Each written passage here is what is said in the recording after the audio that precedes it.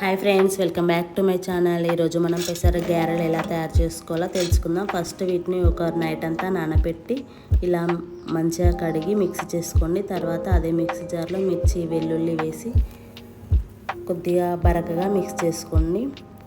నేను ఇప్పుడు కొత్తిమీర కరివేపాకు పుదీనా కట్ చేసి పక్కన పెట్టుకున్నాను.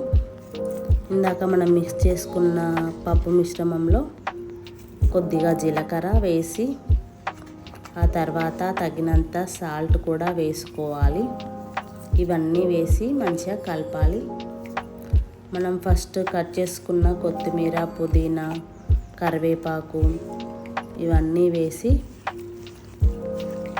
అన్నీ కలిసేలాగా మంచిగా కలుపుకోవాలి. ఇలా ఇది పక్కన పెట్టుకున్నాక స్టవ్ మీద ఆయిల్ పెట్టి వేడి చేసుకోవాలి.